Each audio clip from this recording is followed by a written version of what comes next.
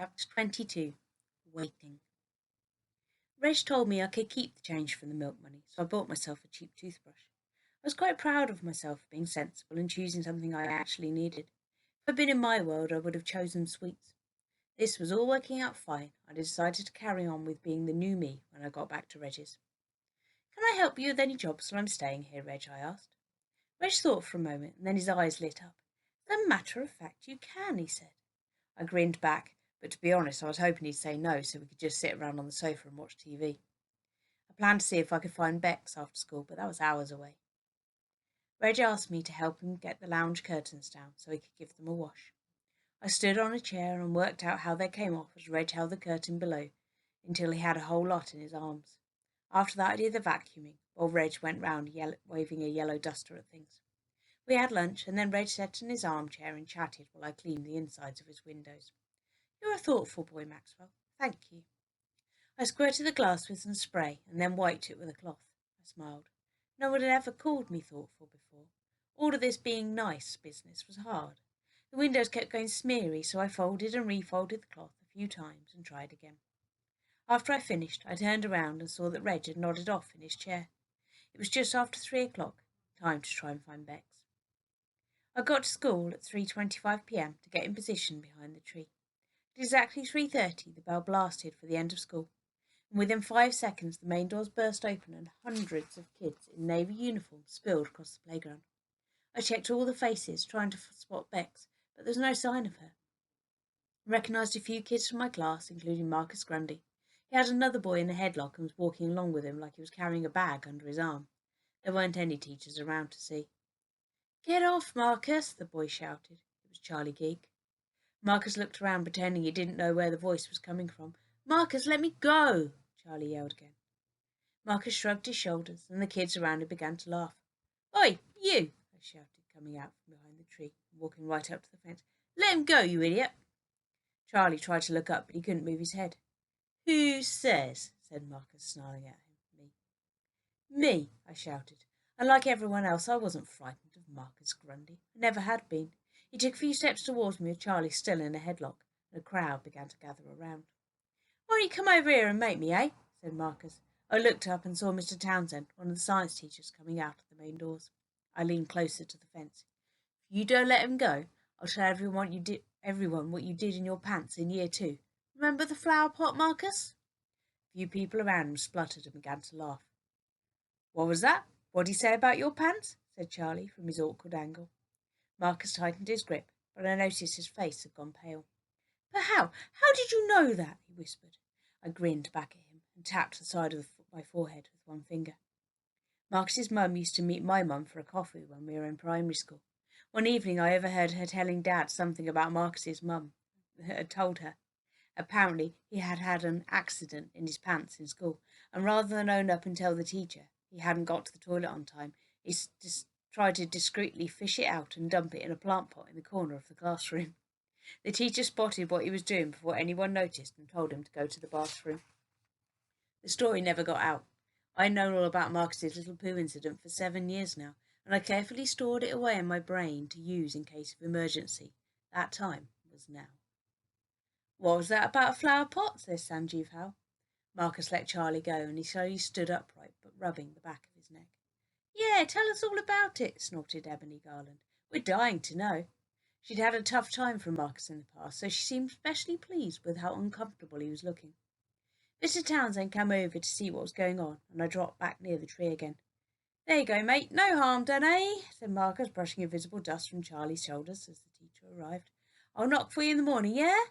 Charlie nodded. "Yeah, okay. See you tomorrow, Marcus." Couldn't believe it. They were friends. Charlie and Marcus? That was ridiculous. Charlie was fiddling with his hair and trying to get it to stick up again after it had been flattened in the headlock. Now I came to think of it, Charlie's hair was exactly the same as Marcus's. He was even trying to look like him. I checked my watch. 3:39 p.m. I quickly scanned the playground, but there was still no sign of Bex. Maybe she didn't go to this school anymore. What would I do then? How would I find her? Mama Monster, as well, if she wasn't here. I spotted some girls from her year, including Claudia Bradwell, the girl who had been cruel about Bex's outfit at the ball. Everyone was leaving, and before long there were just 2 boys left kicking a stone around, until a teacher yelled at them to make their way home. There weren't any clubs at school on a Monday. Where was she? A voice behind me made me jump. Who are you? What do you want? I turned around and faced Charlie Geek. He was gripping the strap of his rucksack on his shoulder and scowling. It was his trying to be brave look. Charlie, I said, how are you? I gave him my biggest, friendliest grin, trying not to stare too much at his hair. The school badge on his blazer was hanging off where the stitching had been unpicked. Marcus's was like that too. Why are you following me around? You came to my house, and now you're at my school. What do you want? He looked at me nervously. Are you from Prank Me Out? Prank Me Out was a TV show where you set your friends up to look stupid and it's supposed to be funny. There was one episode where there was this boy who secretly wanted to be a pop star. They hid cameras in his bedroom and filmed him singing into a comb while washing himself in the mirror. The following day he went to the cinema with his mates, and instead of the film coming onto the screen, the Prank Me Out team played the clip of him singing in his room. His mates who had set him up found it hilarious, and the whole cinema screamed with laughter. The boy laughed along too, but you could tell from his face he was actually trying not to cry. What do you think I am? Prank Me Out? No, I'd never do that, I said. I hate that programme as much as you do. Charlie looked baffled. How do you know I hate Prank Me Out? I stuttered. Everyone hates it, don't they? Who are you? Said Charlie, taking a step closer and folding his arms. I suddenly had an idea. We went to the same nursery school, remember? We were great mates. We'd play together all the time. The problem was with this that we didn't actually go to the same nursery school. I had no idea where he went. I could barely remember where I had gone. We did, he said, looking up to the left as he tried to find a memory of me. What did we do there? I jiggled on the spot a bit. Well, we played with the Play-Doh and, in the home area with a little wooden kitchen and, oh, I know, we used to drive around in those big plastic cars where you had to push yourself by your feet. Charlie smiled. I loved those cars, he said. Yeah, me too, I said, slapping him on the arm. The teacher, what's her name? She couldn't get us out of them. Do you remember? Charlie nodded, but he still looked puzzled. What's your name again? He said.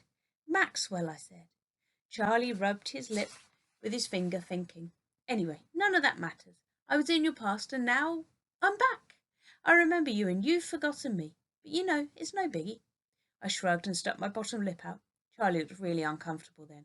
Making him feel like he'd upset me so I got my own way was one of my most used skills. He was still frowning. I really don't remember you at all, he said. He looked a bit upset about it now, so I gave him a beaming smile. Don't worry about it. I'm not offended, I said, whacking him on the arm again. Look, you don't happen to know a girl called Bex in year 10, do you? Charlie sniffed. Bex Beckett? Yeah, of course I do. Everyone knows her, he said. My sister always going up in assembly. My sister was always going up in assembly, picking up awards for best history project or most successful student of the term, that kind of rubbish. Of course he would know who she was. Do you know where she is yet? I asked. Oh, she'll be ages yet. Detention doesn't finish for another 20 minutes. What? I choked. What do you mean, detention? Bex Beckett has been in permanent detention ever since she started a fire in the art room bin at the beginning of term. The whole school was evacuated, and 6 fire engines turned up. I'm surprised she hasn't been suspended again, to be honest. Suspended? Again? I said. Yeah, her crowd are pretty much out of control, said Charlie, rolling his eyes. Her mate Claudia Bradwell is just as bad. Anyway, I've got to go. See you later. And he turned and headed off down the road.